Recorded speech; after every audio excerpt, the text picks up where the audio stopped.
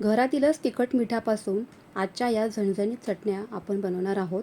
खूप सोप्या आहेत बनवायला आणि सोबतच चविष्ट लागतात. कारण काय होतं ना, बऱ्याच वेळेला जेवताना वरण भातासोबत किंवा एखादी भाजी आवडीची नसेल ना, तर त्यासोबत तोंडी लावण्याकरिता आपण चटण्या ह्या बनवतच असतो. त्यामुळेच अगदी वेगवेगळ्या पद्धतीने आज आपण 4 प्रकारच्या चटण्या रेसिपी इथे पाहिलेली आहे. रेसिपी आवडली असेल तर नक्की लाईक करा व्हिडिओला. चला तर फ्रेंड्स, पटकन वेळ न घालवता मस्त झणझणीत अशा आगळ्या वेगळ्या सर्वच प्रकारच्या चटणी रेसिपीजला पटकन सुरुवात करूयात. तर सर्वात आधी ना, इथे आपल्याला लसूण मिरची ठेचून घ्यायची आहे खलबत्त्यामध्ये. तुमच्याकडे जर का असा खलबत्ता नसेल ना, तर तुम्ही मिक्सरचा देखील वापर करू शकता. पण आपल्याला इथे टेक्स्चर जे आहे ना ह्या लसूण मिरचीचं, ते थोडंसं जाडसरच ठेवायचं आहे. खूप जास्त बारीक ही मिरची वाटायची नाही किंवा लसूण वाटायचं नाही आपल्याला. लसणाचं जे काही टेक्स्चर आहे ना जाडसर, तर ते दिसलं पाहिजे. त्यासाठी तिथे मी खलबत्त्यामध्ये अशा पद्धतीने लसूण घातला आणि काश्मीरी लाल तिखट जे असतं ना, तर तेच मी घातलेलं आहे. कारण ते चवीला कमी प्रमाणात तिखट असतं आणि काय होतं ना, की मुलंसुद्धा आवडीने ह्या चटण्या खात असतात. तर तिखट जर का झाल्या तर त्या मुलं खाऊ शकत नाहीत किंवा त्याचा आनंद घेऊ शकत नाहीत ना. म्हणूनच इथे मी काश्मीरी लाल तिखटचा वापर केलेला आहे. मीठ घालायचं, तेल घालायचं आणि आपल्याला बत्त्याच्या मदतीने हे सर्वच लसूण जो आहे ना, तो असा ठेचून घ्यायचा आहे. तेल घालून वाटलेली ही लसूण मिरची जी ठेचा आहे ना, तो अप्रतिम लागतो. चपातीसोबत खा, भाकरीसोबत खा किंवा नुसत्या भातासोबत जरी तुम्ही खाल्लं ना, तरीसुद्धा ही चटणी अप्रतिमच लागते. अशीच जरी खाल्ली ना, तरीसुद्धा उत्तमच. माझ्या घरामध्ये तर आहे ना, कायम अशा प्रकारची मी चटणी फ्रीजमध्ये बनवूनच ठेवते. जेव्हा कधी हवी आहे किंवा वरण भातासोबत तोंडी लावण्यासाठी, तर मी हे असं चटणी बनवूनच ठेवते. आता इथे आपली अशा पद्धतीने ही सर्वच लसूण वाटून झालेलं आहे. तुम्ही पाहू शकताय टेक्स्चर लसणाचं असंच जाडसर ठेवायचं आहे. तेल घालून वाटल्यामुळे थोडासा तिखटपणा कमी होतो मिरचीचा. अशा पद्धतीने आपली इथे ही मिरची वाटून झालेली आहे. चला तर लगेचच पुढची तयारी करूयात. सर्वात आधी आपण इथे बेसन आणि कांद्याची चटणी बनवतोय. तर इथे मी उभे पातळ पातळ असे कांदे कट करून घेतलेले आहेत.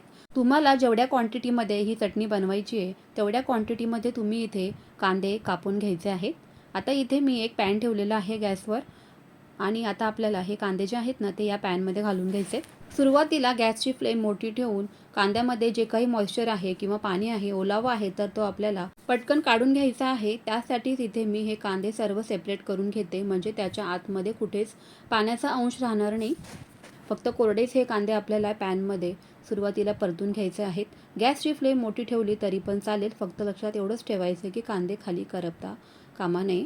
लगेचच कांद्यामध्ये तेल घालायचं नाही, कारण मग कांद्यामधलं जो काही ओलावा आहे ना, तर तो तेलामध्ये देखील येऊ शकतो आणि आपली इथे चटणी ओलसर देखील बनवून तयार होऊ शकते. म्हणूनच आपल्याला इथे हे कांदे अगोदर असे कोरडे भाजून घ्यायचे आहेत. हलकासा कांद्याचा रंग बदलला ना, म्हणजेच हलका गुलाबी रंग कांद्यांना आल्यानंतर आपल्याला यामध्ये तेल घालून घ्यायचं आहे. लगेचच तेल घालायचं नाही. सुरुवातीला कांदे कोरडे करून घ्या. मी पुन्हा पुन्हा तेच सांगत आहे. असं केल्यामुळे चटणी ओलसर बनत नाही बरं का. आता इथे कांदे आपले कोरडे झालेले आहेत. आता यामध्ये तेल घालून घेऊयात. तुम्हाला जितपत तेल आवडतं आहे किंवा खूप जास्त जर का तेलकट तुम्ही खात नसाल, तर कमी तेल वापरलं तरी पण चालेल. कारण चटणी म्हटलं ना, की बऱ्याच जणांना चटणीमध्ये तेल आवडत असतं. म्हणून इथे मी मुद्दाम उल्लेख केलेला आहे तेलाचा. कमी तेलावरती सुद्धा कांदे आपल्याला आरामशीर परतून घेता येतात. आता हे कांदे जरासे बाजूला करून घेऊयात आणि आपण जी लसूण मिरची खलबत्त्यामध्ये वाटून घेतली होती, तर ती तुमच्या आवडीप्रमाणे यामध्ये घालून घ्यायची आहे.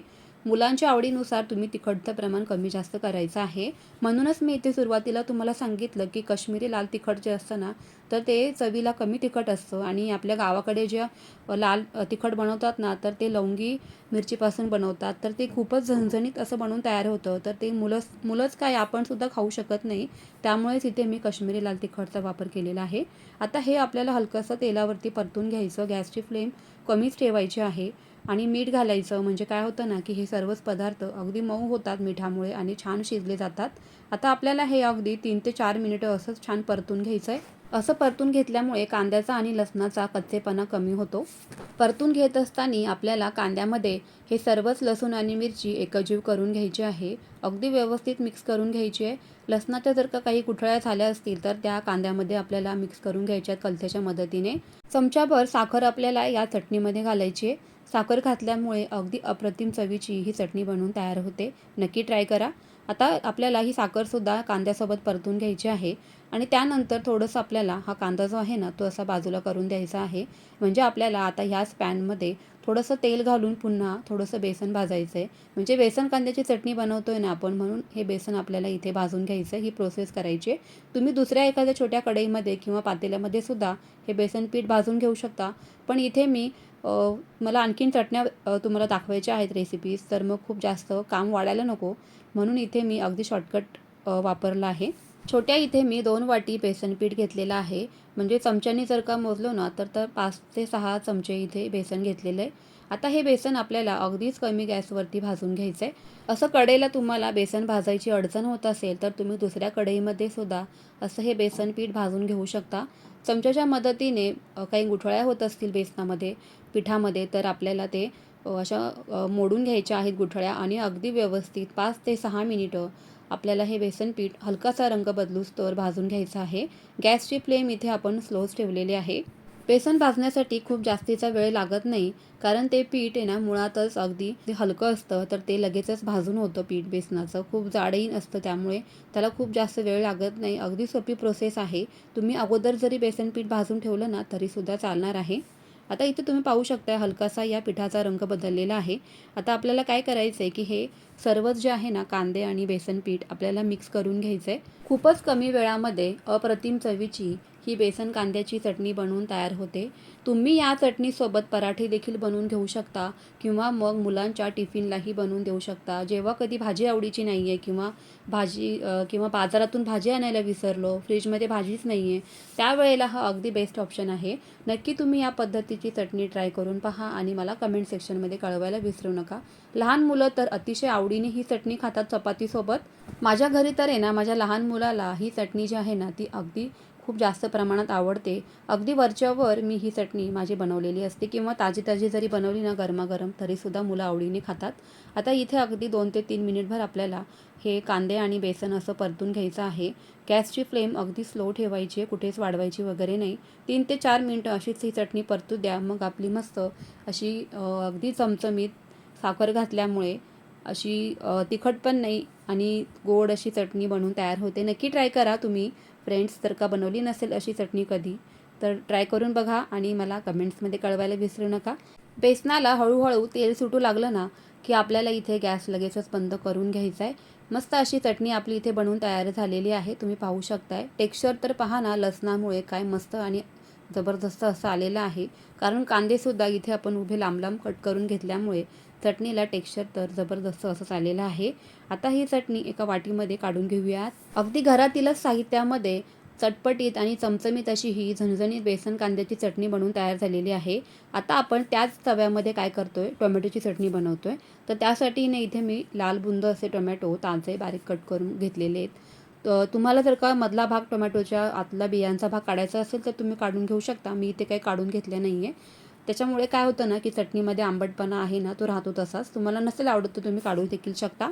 इथे आवडीप्रमाणे तिखट घालायचं आहे, म्हणजे मिरच्यांचं प्रमाण कमी जास्त करू शकता. 4 ते 5 मिरच्या इथे मी अशा बारीक तोडून घातलेल्या आहेत, म्हणजे त्यानंतर वाटायला सोप्या जातात. लसूण घालायचा आहे भरपूर असा. लसूण आहे ना चटण्यांमध्ये आवर्जून घाला, कारण लसणामुळे काय होतं ना की इम्युनिटी वाढत असते आपल्या शरीरामध्ये. नैसर्गिक पद्धतीने इम्युनिटी वाढवण्याचं काम हे लसूण इथे करत असतं आपल्या शरीरामध्ये. हार्टचे काही तुम्हाला इश्यूज असतील तर तुम्ही लसूण आवर्जून खात जा भरपूर. लसणामुळे हे सगळे प्रॉब्लेम दूर होणार आहेत. गरजेप्रमाणे तेल आणि मीठ घालून आपल्याला हे सर्वच वाफवून घ्यायचं आहे. थोडक्यात काय तर टोमॅटो आपल्याला शिजवून घ्यायचा आहे. गॅस वाढवायचा नाही, कमी गॅसवरच आपल्याला हे सर्व शिजवून घ्यायचं आहे. 3 ते 4 मिनिटांमध्येच हे टोमॅटो इथे शिजून तयार होतात. खूप जास्तही टोमॅटोंना वेळ लागत नाही, कारण मी तुम्हाला अगोदरच सांगितलं की इथे पिकलेले मी लाल बुंद असे टोमॅटो घेतलेले आहेत, त्यामुळे ते पटकन शिजतात. बत्त्याच्या मदतीने आपल्याला हे सर्वच जे आहे ना ते असं रगडून घ्यायचं आहे. तुम्ही इथे तुमच्याकडे जर का असा बत्ता नसेल ना तर तुम्ही ग्लास किंवा तांब्याचा देखील वापर करू शकता. वाटीने सुद्धा तुम्ही असं हे बारीक करून घेऊ शकता. अगदी अप्रतिम चवीची ही टोमॅटोची चटणी बनवून तयार होते. गरमागरम नुसत्या भातासोबत जरी खाल्ली ना तरी अप्रतिमच लागते. नक्की ट्राय करा. अजून तुम्ही बनवली नसेल अशा पद्धतीची चटणी तर जरूर बनवा. चमचमीत आणि झणझणीत मस्त अशी आंबट गोड चटणी आपली इथे टोमॅटोची बनवून तयार झालेली आहे. मस्तच टेक्स्चर तर पहा काय अप्रतिम असं आलेलं आहे. ही चटणीसुद्धा एका वाटीमध्ये काढून घेऊयात. आता इथे आपण शेंगदाण्याचा खरडा बनवतोय. आता हे शेंगदाणे जे आहेत ना, तर मी कच्चेच घेतलेले आहेत.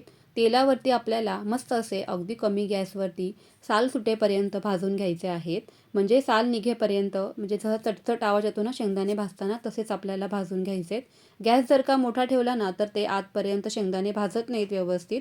म्हणूनच कमी गॅसवरती अगदी आतपर्यंत खरपूस असे आपल्याला शेंगदाणे भाजून घ्यायचे आहेत. त्यानंतर यामध्ये आपल्याला भरपूर लसूण घालायचा आहे. सर्वच चटण्या म्हटलं ना, की त्यामध्ये लसूण हा आलाच. आता ही चटणी ना एकदा बनवल्यानंतर 3 ते 4 दिवस आरामशीर टिकते. तिखटासाठी इथे मी हिरवी मिरची अशी बारीक कट करून घातलेली आहे. आणि शेंगदाणे जे आहेत ना, ते आपण खरपूस असे भाजून घेतल्यामुळे ना, यांची चव तुम्हाला कायच सांगू. प्रवासामध्ये सुद्धा तुम्ही ही चटणी बनवून नेऊ शकता पराठ्यासोबत खाण्यासाठी, किंवा चपातीसोबत खाण्यासाठी तुम्ही अशी ही चटणी बनवून नेऊ शकता. 2 ते 3 दिवस अजिबात खराब होत नाही. झाकण ठेवून हलकेसे आपल्याला मिरची आणि लसूण आहे ना, तो वाफेवर शिजवून घ्यायचा आहे. त्यानंतर यामध्ये मीठही घालायचं आहे चवीपुरतं. मीठ जरासं मिक्स करून घ्यायचं, म्हणजे काय होतं ना, की लसूण मिरची मिठामुळे मऊ पडते आणि अगदी पटकन शिजली जाते. लसूण असा तेलावरती परतून घेतला ना, की त्याचा क्रिस्पी आणि क्रंचीपणा आहे ना, तो आणखीन वाढतो. म्हणजे शेंगदाणेसुद्धा मस्त खरपूस असे भाजून घ्यायचे. आता इथे आपल्याला बत्त्याच्या मदतीने पुन्हा हे सर्वच असं रगडून घ्यायचं आहे. तुम्हाला मी सांगितल्याप्रमाणे तुम्ही ग्लास किंवा वाटीचा वापर करू शकता. मस्त असे हे शेंगदाणे सर्व आपल्याला इथे असे बत्त्याने रगडून घ्यायचे आहेत. अगदी छान भाजल्यामुळे ना, ते पटकन असे छान बारीक होतात. मिक्सरला फिरवायला जायचं नाही, कारण काय होणार आहे ना, की शेंगदाण्याचं जे जाडसर टेक्स्चर आहे ना, तर ते मिरची खाताना अप्रतिम लागतं. म्हणूनच आहे ना, मिक्सरमध्ये फिरवलं ना, की ते खूप जास्त शेंगदाणे बारीक होतील असं आपल्याला इथे करायचं नाही आहे. तर मस्त अशी इथे आपली शेंगदाण्याचा खरडा म्हणू शकता, किंवा चटणी इथे बनवून तयार झालेली आहे. ही सुद्धा एका वाटीमध्ये काढून घेऊयात. आता इथे माझ्या घरातल्या सर्वांच्याच आवडीची मस्त अशी लसणाची चटणी बनवतोय. तर त्याच तव्यामध्ये इथे मी थोडंसं तेल घातलेलं आहे. त्यामध्ये जिरे घालायचे. जिरे छान तेलावरती परतून घ्यायचे आहेत. म्हणजे जिरे छान फुलले ना, की त्याचा स्वाद आणखीनच उतरतो. हलकेसे चमच्याच्या मदतीने आपल्याला हे तेलावरती परतून घ्यायचे आहेत. गॅस कमीच ठेवायचा आहे. जिरे इथे छान फुलून तयार झालेले आहेत. आता आपण सुरुवातीला खलबत्त्यामध्ये जे काही लसूण आणि मिरची वाटून घेतली होती ना, तर ती यामध्ये घालायची आहे. तुम्हाला जेवढ्या क्वांटिटीमध्ये ही मिरची बनवायची आहे ना, तेवढ्या क्वांटिटीमध्ये लसणाचं प्रमाण वाढवायचं आहे. किती जरी बनवलं ना तुम्ही, तर तुम्हाला खूप जास्त प्रमाणात खावीशी वाटणारी अशी ही चटणी इथे बनवून तयार होते. अगदीच कमी गॅसवरती आपल्याला खरपूस आणि क्रिस्पी होईस्तोपर्यंत ही चटणी भाजून घ्यायची आहे, परतून घ्यायची आहे. लसणाचा क्रिस्पी आणि कुरकुरीतपणा आहे ना, तर तो वाढला पाहिजे. अशीच आपल्याला इथे ही चटणी किंवा लसूण आणि मिरची भाजून घ्यायची आहे. लसूण जर का कुठे जाड राहिला असेल, तर तो चमच्याच्या मदतीने असा रगडून घ्यायचा आहे. कारण शिजल्यानंतर आहे ना, काय होतं, की लसूण आपोआप मऊ होतो आणि तो चमच्याने देखील रगडला जातो. त्यामुळे ना, तुम्ही जर का अशी चटणी आजपर्यंत कधी बनवली नसेल, तर लगेचच बनवून बघा. तुमच्या घरातल्या मंडळींना 100 काय 101% आवडणार याची मी खात्री तुम्हाला देते. तर मस्त अशी ही आपली कुरकुरीत लसणाची चटणी बनवून तयार झालेली आहे. सर्वच प्रकारच्या चटण्या इथे आपल्या बनवून तयार झालेल्या आहेत. लसणाची मिरचीसुद्धा 2 ते 3 दिवस आरामशीर टिकणार. शिवाय शेंगदाण्याची मिरचीसुद्धा अजिबात खराब होणार नाही. राहिली ती कांदा आणि टोमॅटोची चटणी जी आहे ना, तर तुम्ही गरमागरम भातासोबत जरी खाल्ली ना, वरण भातासोबत अगदी अप्रतिम लागणार आहे.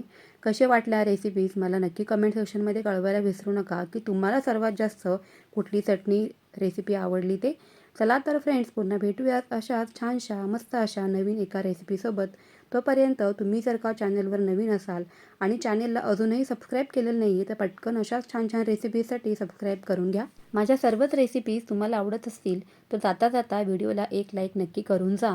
म्हणजे मला त्याने मोटिवेशन मिळत असतं. पुन्हा भेटूयाच, तोपर्यंत बाय बाय.